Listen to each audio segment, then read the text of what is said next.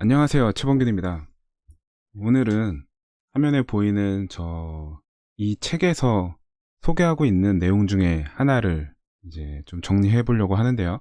그 내용은 아키텍트에게 기대하는 8가지 핵심 역량입니다. 이 책 저자를 보면 닐 포드라고, 저도 저분의 책을 한 몇 권 읽었던 것 같고, 또 마크 리차드라는 분의 책도 예전에 읽었던 기억이 나는데, 하여튼 저 두 분이 쓴 Fundamentals of Software Architecture라는 책에 아주 극초반에 있는 아키텍트에게 기대하는 8가지 핵심 역량, 그 내용을 이번 영상에서 소개를 해보겠습니다. 아키텍트한테 기대하는 것 첫 번째, 아키텍처 결정입니다. 아키텍트는 요구를 충족하는 데 필요한 특징을 지원하기 위한 그런 아키텍처를 결정을 하고, 또 설계 원칙을 정의를 한다고 하고요. 그렇게 결정하거나 정의한 내용을 갖고 개발팀이 기술을 결정하는 것을 안내, 가이드 한다고 합니다. 근데 이런 게 아키텍트한테 이제 기대하는 거라는 거죠. 그래서 아키텍트는 특정한 기술을 콕 찍어서 선택하는 그런 역할이라기보다는 어떤 기술을 선택해야 할지에 대한 어떤 요구하는 특징들을 결정하는 그런 게 아키텍트가 할 일이라는 거예요. 그래서 카프카, 레비덴큐 이런 것을 결정하기보다는 이건 이제 굉장히 구체적인 어떤 기술에 대한 거고, 메시징 혹은 비동기 이런 식으로 특정 기술이 아니라 요구를 충족하기 위해서 아키텍처가 가져야 하는 그런 특징 혹은 설계 원칙, 이제 이런 것을 결정하는 게 아키텍트가 할 일이라는 거죠. 그래서 이런 아키텍트가 결정한 아키텍처가 실제로 효과가 있으려면 팀이 그 결정한 사항을 바탕으로 올바르게 기술을 선택하고 있는지 그걸 확인해야 한다고 책에서는 언급하고 있고요. 이제 필요에 따라서는 아키텍트가 직접 특정 기술을 선택하기도 한다고 합니다.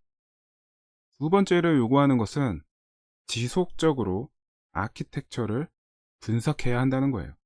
아키텍처를 계속해서 분석을 하고, 또 최근의 어떤 기술 동향, 환경 등을 분석을 해서 개선을 제안하는 거죠.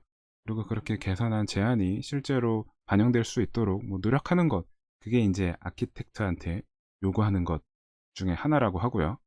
그래서 아키텍트는 비즈니스나 어떤 기술의 변화가 이제 발생하는 그런 상황에서 아키텍처가 현재에 맞는지 이제 평가를 해야 하고, 예를 들어 한 몇 년 전에는 이게 맞는 거였지만 트래픽이 늘고 있다거나, 혹은 최근에 어떤 트렌드가 바뀌었다거나 어떤 상황이 바뀌었을 때 그것에 맞는지 평가를 다시 하고, 그렇게 해서 개선을 제안하고, 그 개선한 것을 다시 반영을 해서 아키텍처가 현재에 계속 맞도록 유지한다는 거죠. 이렇게 아키텍처를 분석을 하고 개선하지 않으면 이제 아키텍처가 당연히 쇠퇴하게 될 거예요.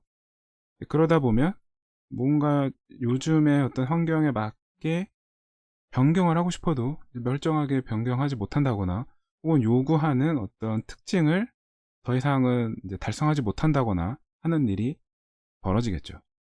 그래서 아키텍트한테 요구하는 두 번째는 지속적으로 아키텍처를 분석하고 개선하는 것, 이제 그것이 두 번째 요구사항이, 두 번째 기대하는 바가 되겠습니다. 세 번째로 기대하는 것은 최신 트렌드를 유지하라는 거예요. 최신 기술, 업계 트렌드를 유지하는 것, 이건 중요한 것 같아요. 아키텍트가 하는 결정은 짧은 시간이 아니라 비교적 더 오래 영향을 미치고, 한번 결정하면 그 변경하는 것이 매우 어렵기 때문에, 그래서 이런 어떤 현재의 핵심 트렌드를 뒤처지지 않고 따라가야 미래를 알맞게 대비하고 올바르게 결정을 하는데 도움이 된다는 거죠. 그래서 아키텍트라면 꼭 요즘에 아키텍트라는 역할을 콕 집어서 말하진 않지만, 아마 아키텍트 대신에 뭐 경력 많은 혹은 경험 많은 개발자, 흔히 말하는 시니어 개발자라면 이런 최신 트렌드를 유지하는 것이 기대하는 것 중에 하나가 될 것 같아요. 네 번째로 기대하는 것은 결정한 그런 어떤 내용들을 잘 준수하고 있는지 확인하라는 거예요. 개발팀이 아키텍처 결정한 것, 그리고 어떤 설계 원칙 정한 것, 이런 걸 잘 따르는지 지속적으로 검증하라는 거죠. 이걸 잘 따르지 않으면 아키텍처의 어떤 특성, 내가 최초에 결정할 때 그 원했던 그런 어떤 특성을 충족할 수 없게 되는 일이 뭐 발생하기도 하고, 또 뭐 기대한 대로 작동하지 않을 수도 있겠죠. 그래서 아키텍트는 개발팀이 멀쩡하게 잘 지키고 있는지 검증하는 게 필요하다고 합니다. 기대하는 다섯 번째는 다양한 경험입니다. 다양한 기술, 프레임워크, 플랫폼, 환경에 대한 그런 경험이 있어야 한다고 하고요. 모든 프레임워크나 플랫폼, 뭐 이런 언어, 이런 것들의 어떤 전문가여야 한다는 의미는 아니라고 하고, 다양한 기술이나 뭐 프레임워크들에 친숙해야 한다고 표현하고 있고요. 그래서 이런 아키텍트라면, 혹은 아키텍트가 되고 싶다면, 혹은 그런 비슷한 역할을 하고 싶다면 다양한 언어나 플랫폼, 기술 경험을 쌓을 수 있는 기회를 적극적으로 찾으라고 합니다. 그런데 이제 모든 걸 다 잘할 수는 없기 때문에 기술의 깊이에 집중하는 것보다는 기술의 폭에 더 집중해 보라는 내용도 나오고요. 이제 이것과 관련해서 개인적인 의견은, 자기 좋아하는 거 하고 싶다고 막 싸지르지는 말자. 기술 먹튀는 하지 말자. 이게 어떤 저희 개인적인 의견입니다. 그 회사에 도움이 되는 선에서 자기의 이력만을 쫓지는 말고, 회사에 그래도 혹은 다른 개발자들한테 어떤 도움이 되는 선에서 새로운 기술 혹은 다양한 기술, 다양한 프레임워크, 다양한 플랫폼, 뭐 이런 것들을 경험하면 좋을 것 같습니다. 여섯 번째는 도메인 지식입니다. 제 아무리 기술 영역에 있는 사람이라고 하더라도 어느 수준의 도메인 지식은 가져야 한다는 내용이고요. 그래서 기술뿐 아니라 문제 영역의 어떤 비즈니스 도메인을 이해해야 한다고 책에서 언급하고 있고, 비즈니스를 실제로 이해를 해야 비즈니스에서 요구하는 내용을 충족할 수 있는 그런 아키텍처를 설계할 수 있겠죠. 게다가 도메인 지식이 없는 아키텍트는 이해 당사자 혹은 비즈니스 뭐 실제 사용자, 이런 사람들하고 실제 소통이 되게 어렵게 될 거고, 그러다 보면은 신뢰를 잃게 되겠죠. 그래서 도메인 지식을 어느 수준 이상으로 가지는 것도 요구하는 것 중에 하나인 것 같아요. 일곱 번째는 대인 관계 기술입니다. 뛰어난, 이런 표현을 하고 있어요, 책에서. 뛰어난, 뭐 조금 하라는 것도 아니에요. 뛰어난 대인관계 기술이 필요하다고 합니다. 팀워크, 리더십, 동기유발, 뭐 이런 것들이 이제 어떤 대인관계 기술이 될 텐데, 아키텍트한테는 이런 걸 기대한다고 하고요. 뭐 그러면서 나오는 문구가 있어요. 다른 책에 있는 문구를 발췌해서 언급하고 있는데, 당신에게 뭘 말하든지 간에 그건 항상 사람 문제다 라는 이제 문구를 보여줘요. 이 제럴드 와인버그라는 분이 쓴 더 시크릿 오브 컨설팅이라는 책에 저 문구가 있다고 하는데요. 이 제럴드 와인버그 이분은, 저도 저분이 쓴 책 3권을 읽었는데, 뭐 테크니컬 리더, 뭐 대체 뭐가 문제야, 뭐 이런 류의 책을 쓴 그분인데, 저분의 또 다른 책에 저런 문구가 있다고 합니다. 당신에게 뭘 말하든 그건 항상 사람 문제다. 그만큼 사람과 관련된 게 중요하다는 걸 이제 강조하는 거겠죠. 그래서 아키텍트는 어떤 기술을 가이드하는 그런 역할뿐만 아니라 아키텍처를 구현하는 그 과정에서 개발팀을 이끌 것을 기대한다고 합니다. 이제 그렇게 이끌어야 하면 당연히 대인관계 기술이 후져서는 안 되겠죠. 적어도 대인관계 기술이 어느 정도 있어야 이끌 수 있을 거잖아요. 그래서 이제 그런 진짜 뛰어나기까지 해야 되는지 모르겠지만, 아무튼 뛰어난 대인관계 기술을 기대한다고 합니다. 아키텍트한테요. 어렵네요. 참. 마지막으로 8번째는 정치입니다. 회사에서 어떤 돌아가는 정치 상황, 이런 것을 이해해야 한다고 하고요. 실제로 아키텍트가 하는 모든 결정은 도전을 받는다고 해요.